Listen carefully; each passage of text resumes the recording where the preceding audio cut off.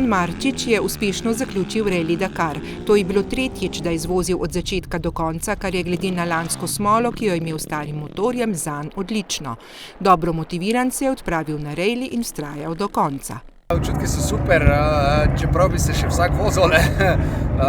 Res je bilo fajn zadnje dneve, ko nam je organizator končno postregel z malo več disciplinami.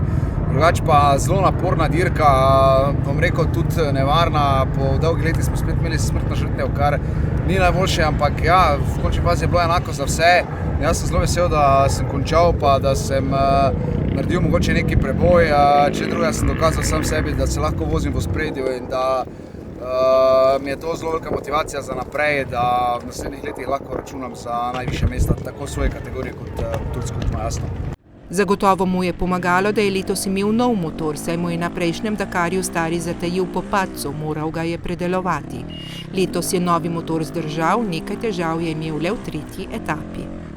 Ja, res je, jaz mislim, da sem dokazal, koliko je dejansko bilo v tehniki. Vozil sem 20 mest boljše, če ne bi imel tiste tehnične težave na tretji etapi, bi verjetno bil še 10 mest višje, tudi v svojem razredu bi se lahko boril za stopničke. Žal mi je to zdaj malo zmanjkalo, ampak upam, da so tudi vsi sponzorji in vsi skupaj videli, no, nekateri že prej, nekateri pa upam, da zdaj, da je pač res pomembno, da imaš material, ampak ja, pot je začrtana in grem z optimizmom naprej, naslednje poglavje.